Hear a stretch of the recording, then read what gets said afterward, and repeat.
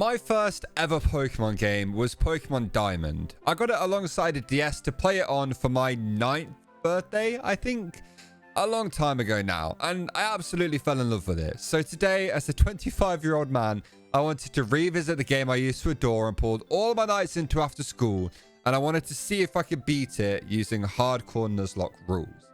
This just means we'll be using the standard rules of a Nuzlocke with a few extra ones sprinkled in to make this challenge a little bit harder.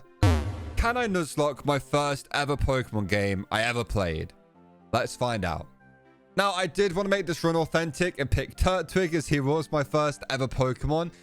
But as far as Nuzlockes go, Chimchar is the best pick. Sinnoh has one other fire type. We kind of need this thing. We then go on to catch the pretty standard first couple of route encounters in Starly and Bidoof. And then when we get to Jubilife, we get the Old Rod. We fish up a Magikarp. Heading up above Jubilife City, we manage to catch a Shinx, and in Ravaged Path, we get a Zubat. We then take on our rival for the first time ever, who stands absolutely no chance against our Starly. However, on the same route, we fail our Abra encounter, so that's fun. We do end up getting Geodude in Oreburgh Gate, and an Onix in the mines, and a Machop on the route above Oreburgh. There's so many encounters before the first gym. It's actually insane. I'm not obviously going to tell you every single encounter throughout the entire run, but you get lots before the first gym. After we get Rourke to save himself from a trap we end up putting him in by standing right here to talk to him, he goes back to his gym so we can face our first ever gym challenge. But before that, we evolve Starly into Staravia, not very helpful for this fight, and Chimchar, our starter, into Monferno, which is more useful for this fight. And then, finally, after all of that, it was time to face Rourke. He leads Geodude, and we lead our brand new Machop. 2 Karate Chops take out the Geodude. Rourke then throws his ace in early in Cranidos, and we manage to take it down to the red end with a low kick, and then another one takes it out, bringing Onix in, but it's an Onix. He goes down to 1 low kick. Badge 1 acquired. Next up, we head north from Jubilife City to Floraroma Town and the Mars fight in Valley Windworks. This can be a scary fight, but our Monferno manages to clean up the fight pretty well, giving us a nice clean battle. No deaths, no scares, nothing. That Purugly is dead. Moving on from that, we team up with Cheryl to go through Eterna Forest, and to catch our encounter, we had to kill Chansey. I'm not actually that sad about it. It's not my Pokemon, it doesn't count. But doing that allowed us to catch Budu, which is a crucial member of our team later on in the run. Once we got to Eterna City, I went and got the Explorer kit, and without too much trouble in the underground, we actually found the Skull Fossil, which is really cool, meaning later we can get our own Cranidos after watching Rourke use one. Like, maybe it's not the best Pokemon in the world, but I really like them, and I wanted to use the Rampados for a while. We then managed to trounce through Gardenia's entire team with ease. Monferno was all we needed. That crit wasn't scary, all right? Don't worry about it. Something like this will definitely never happen again. Is this thing also meant to be like a galactic hideout? Because they are aware these aren't hideouts. These are just big buildings. Like, very obviously bad guy buildings. Anyway, Jupiter was the next battle we had to face, and her lead Zubat was absolutely no problem. Skuntank actually also didn't seem to pose too much of a threat to us either. Would Flame Wheel have done more damage over Mark Punch here that I'm doing? Yeah, but I'll be honest, part of me just likes punching a Pokemon that gave me so much trouble when I was 9. And kind of as revenge for Pokemon Mystery Dungeon. Now that we have a bike and we have made it down Cycling Road, we can get back to Oreburgh City and revive Cranidos from the fossil, which is really cool. I also pick up Stunky, Meditite, and Psyduck on my way to Hearthome City, where Barry decides he's going to challenge us to a battle. There's really not a whole lot to show here. Barry doesn't become a threat really until the very end of the game. I don't think he ever even kills one of our Pokemon throughout this entire run. So there is that. Skipping all the way over to Veilstone City, since nothing really happened in that long stretch of time between the two, I managed to evolve Golbat into Crobat before going into the fight with Maylene, which is nice. Now, this is a little bit of a weird situation because Maylene's level cap is exactly the same as Crash of Wake's level cap. So any Pokemon that over level in this gym won't be able to be used in the Wake fight. So we have to make sure that the Pokemon important for that fight don't overlevel, and that we have a team good enough to even get us to that point. After I had planned out how I was going to get around that, it was time to fight Maylene. This can be a scary fight with the Lucario being a bit of a problem, but having an Alakazam on the team definitely helped as we took out the first 2 Pokemon. Now, listen, I know what you're thinking. I have only told you that I have failed an Abra encounter. What I didn't tell you is the route before Veilstone City, you can catch Kadabra, and that's like the only other place I know where to catch it. So this isn't a re-roll of the Abra that I failed. This is a completely different Pokemon, and because I didn't catch the Abra, Species Clause isn't a thing. We're allowed to use it. Alakazam, however, couldn't quite do enough damage to Lucario to take it out, so we swapped to Gyarados, and a couple of Dragon Rages was all it took to take it out, winning us our 3rd gym badge. The duo of Gyarados and Alakazam there was absolutely crazy.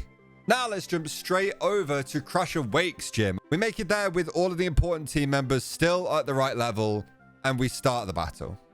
Wake leads Gyarados, and we lead a Pikachu that I found in Trophy Garden. Quagsire comes out next, so we have to swap to Roselia, and a Giga Drain is enough to take the Quagsire down. And then Floatzel comes out, who is the final Pokemon on the roster that is Crusher Wake's team. Since this thing is threatening an Ice Fang, I swap to Pikachu, but we do get hit with a critical hit Swift. Like, why is it using Swift on a Roselia? But the crit was super annoying, so I swap into Gyarados, who takes another Swift, and then we can start whittling this thing down with Dragon Rages to eventually win us the gym badge. And once we were done with that, we sprint straight back to Heart Home City to take on the Ghost Gym leader, Fantina.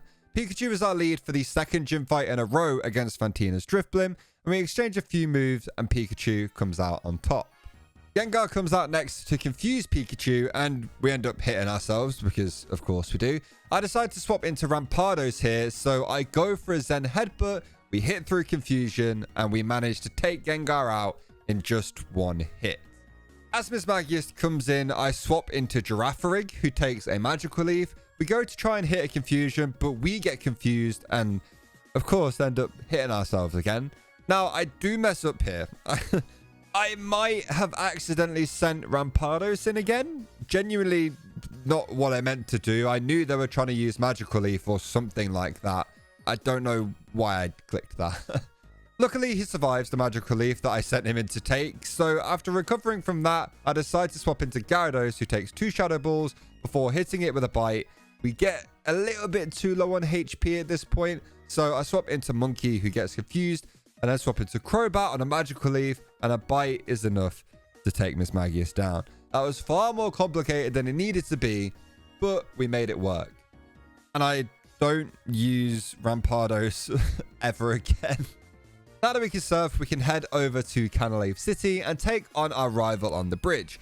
I lead Pikachu once again against his Staravia, and a Thunderbolt is enough to take it out. Ponyta comes out next, so we swap into Gastrodon, where a Surf takes out the Fire Horse.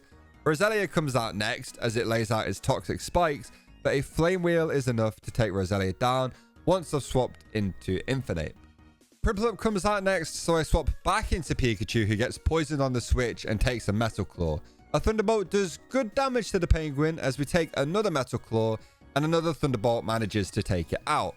Heracross is the next Pokemon Barry sends to the field, but Pikachu is too low to stay in, so we swap over to Infinite, who takes an Aerial Ace, which I didn't think he would use, personally.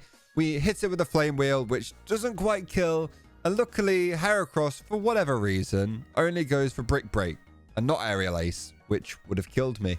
In hindsight, I don't know what this play is. I've basically sacked Infinite if Flame Wheel doesn't kill.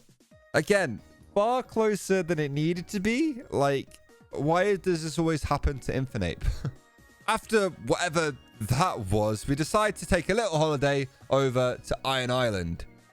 It's not the best holiday location, but we took a boat there, so it kind of counts. And once we make it all the way through Iron Island with Riley, we get an egg and we hatch it, and it was actually a Riolu egg. Whoa, that's a surprise. Anyway, we spend a little bit of time raising our friendship enough with it, and we evolve it straight away into a level 2 Lucario, which is pretty cool.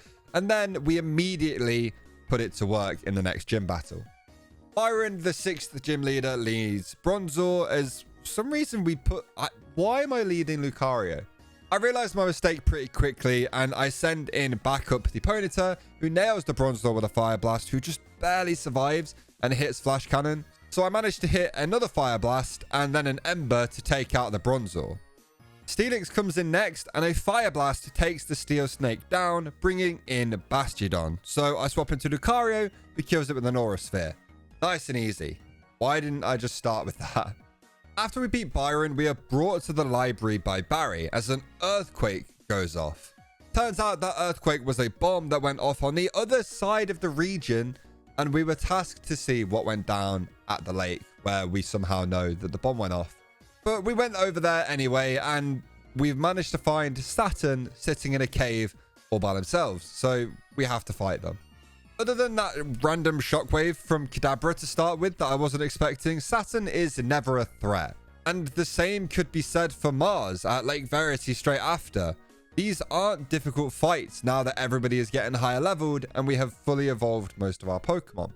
So once we took those two out, we needed to go and see what Barry was up to. So we trudged through the snow and the hail all the way up to Snow Point City to help Barry out. But instead of checking on him straight away, I thought it was more important we got our next gym badge. I'm sure Barry is fine, all right? He is definitely not fighting for his life right now while I try and figure out how to break that little snowball. The fight with whoever this gym leader is a fairly simple one. They use ice types. I have a fire type monkey. The first 3 Pokemon go down with no problems, and then Medicham comes out. We managed to burn it with a flame wheel, which is ridiculously lucky, by the way. But we do get paralyzed from Force Palm. I decided to send in backup here just to kind of stand there and take moves. And we actually managed to nail the Medicham with a Fire Blast to give us the 7th gym badge. And it turns out Barry was okay after all. Now, technically, we do have to go through the entire galactic building in Veilstone. But I'm going to skip through all of that because it was really easy. So magically, we are at the top of Spear Pillar, where we have to fight Mars and Jupiter in a double battle. And then Cyrus straight afterward. Luckily, Mars and Jupiter in our battle mainly target Barry's Pokemon for the entire fight. So I was free to essentially do what I wanted on my side of the field. So I did eventually manage to whittle down their Pokemon and win. Munchlax didn't really do a whole lot. Don't know how he survived that long. And Staraptor came in right at the end to try and steal the glory. I don't think so. This just leaves Cyrus left. And his team is no way near as scary as it is in Pokemon Platinum. He leads Honchkrow, and 2 Ice Fangs from Gyarados takes the big bird down. Gyarados comes out next to match my own. I go for an Ice Fang and we take an Aqua Tail. I fire off a Dragon Rage as we take another Aqua Tail. So I swap into Gastrodon to try and do some damage, and then have to swap out again into Crobat, who tanks a Giga Impact, and I decide to fly to take the Gyarados down. We have as the next Pokemon to come in, and we decide to send in Infinite. Makes sense, right? We then get hit with a critical hit Ice Punch, which freezes us, but because we've clicked Flame Wheel, that allowed us to thaw out and actually take the Weavile down. Ridiculously stupid. Crobat is all that is left for Cyrus, and our team is not looking healthy. This could end up being pretty bad. I send out Lucario as he is our only healthy Pokemon left, and he takes the bite easily. Crobat then uses Air Slash, which flinches us, but our ability activates, raising our speed. And I didn't notice this at the time, but this then meant we could outspeed the Crobat and take it down with a few Dragon Pulses. Still a little bit risky. We were dodging a couple of crits there, but we didn't lose anybody, which was absolutely huge. And then Dialga. I just caught it with a Master Ball. Like, I wasn't going to mess with it. Over in Sunyshore City, Volkner was our next challenge. In his electric type gym with his team of 2 electric types and a couple of other guys. Like, why is Octillery there? Anyway, Volkner leads Raichu and I lead Rockdude the Golem. And then in comes Octillery. Now, I'm expecting this thing to use Octazooka. So I swap into Rose Raid and I notice Octillery just fires off Bullet Seed. Now, this thing has Aurora Beam, which could hurt Rose Raid, but I decide to stay in anyway and go for a Giga Drain, but it just goes for Signal Beam. Ambipom comes out next, so I swap into Lucario, who takes a Shockwave on the switch and takes down the non-electric type monkey with an Aura Sphere. This just leaves Luxray. I swap back into Golem, who can only be hit with Crunch, but an Earthquake is enough to take him out anyway, winning us the 8th and final gym badge. We absolutely fly through Victory Road and we face off against Barry at the Elite Four gates. The final time we are going to be fighting him in this run. As always, he leads with Staraptor and I decide to lead Gyarados. All of my electric types are dead, and to be honest, I don't remember how. I managed to hit the Staraptor with an Ice Fang before it U-turns out and brings in Heracross. I hit that with an Ice Fang and it close combats me, which I thought was rude. Another Ice Fang isn't enough to take it out as it uses Night Slash, which means I now have to swap. So Infinite eats a close combat on the switch, but a Flame Wheel is enough to take the Heracross down afterwards. Staraptor comes back out now, so I swap into Quagsire, who takes it down with a Surf, only after taking 2 Steel Wings. Roserade comes in next, so I swap to Crobat, who kills it with a Fly. Snorlax then comes in to follow Roserade, so I swap to Lucario, and we manage to take it down with a close combat, leaving Rapidash next. So I bring back in Quagsire, as Rapidash uses Bounce after a sunny day, and an Earthquake from Quagsire is enough to finish the horse off. I don't really get Rapidash's moveset, to be honest. But this leaves just Empoleon left, the final Pokemon for Barry. Because we have Water Absorb, the only thing that Empoleon can really do is use Metal Claw, and we then get a crit Earthquake anyway to finish the battle. So all that lies ahead of us now is the Elite Four, and then Cynthia, the champion. I'm gonna be real, let's rapid fire the first couple of fights and get to the bit we actually care about.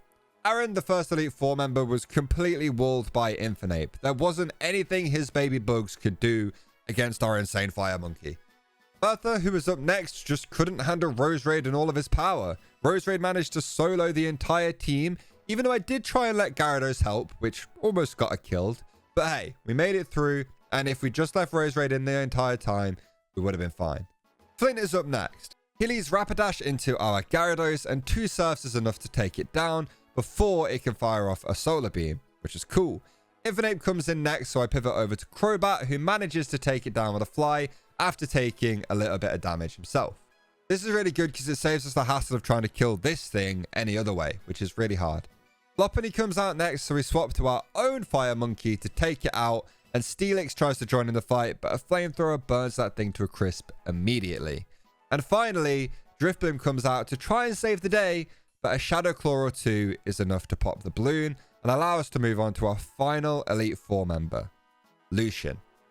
Weavile has been set up to be the absolute GOAT in this fight. Mr. Mime comes out first for the final Elite Four member, and Weavile manages to take him down with just 1 Night Slash on his debut.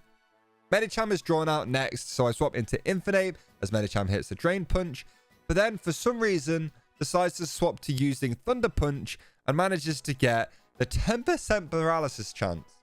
10%! I'm not even sure why it did that. Drain Punch did way more damage. We now don't outspeed here, so we have to swap out or risk losing Infinite, which I don't want to do. I swap in Crobat, who misses his first Air Slash and luckily takes the Thunder Punch, and the second Air Slash manages to take the Medicham down. This is not going to plan so far. Alakazam is next, and I swap Crobat out into Gyarados, who takes the Energy Ball, which was meant for Crobat, but of course it gets a crit, so we're not looking too good. It then fires off a Focus Blast, nearly taking our Gyarados down, but we get super lucky, and the bite that we fire off is a critical hit. That crit really mattered. It wasn't going to kill otherwise.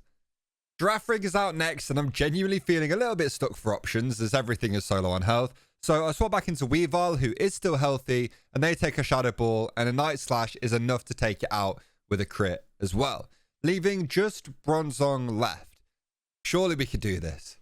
Nothing in my team hits Bronzong very hard, or hard enough to kill it before it kills them. Infinite was kind of the idea to start with, but being paralyzed and having to use it for Medicham has basically meant that if I send it in, it's gonna die. I spend a lot of time thinking about it, and I decide to send in Lucario, who just barely eats the Earthquake.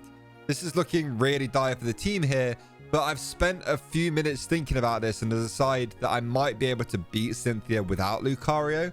So I fire off a close combat in an attempt to just get as much chip damage on the Bronzong as possible before Lucario falls to another Earthquake. I did want to send in Infinite here, but because he's paralyzed, he's not even faster than Bronzong at this point. So sending him in would just be sending him in to die. Eventually, I do decide to send in Weavile. A Night Slash weakens Bronzong enough to pop its berry, and we just barely hang on after a Gyro Ball. I fire off another Night Slash, hoping for a crit or something to bail us out of this battle with some Pokemon left still, but the crit doesn't happen, and Bronzong's Earthquake does, taking out Weavile on its debut battle. Gyarados hopefully can clean up from here. He's not got a whole lot of health left. We surf to take Bronzong down to the red as he just uses Calm Mind, but a full restore comes in, undoing all of the work my Pokemon have done and rendering all of the sacrifices of the team completely useless. Gyarados fires off another Surf but is barely doing anything as Bronzong keeps making itself stronger. Psychic eventually kills Gyarados, and slowly but surely, Bronzong begins dismantling the rest of the team. There was nothing we could do. I had to watch as I sent in Pokemon after Pokemon and watching my teammates fall, and eventually we run out of teammates to send in. If Infinite hadn't been paralyzed, this fight could have been a whole lot different, and I just couldn't find a way to kill Bronzong very fast at all. I replayed this fight straight afterwards and won it completely deathless, and then also went on to beat Cynthia after sacking a few people, but I didn't end up recording it because the Nuzlocke was already over. We lost to the final Elite Four member. I guess all that's left to do is run it back and avenge the ones that we've lost. See you next time.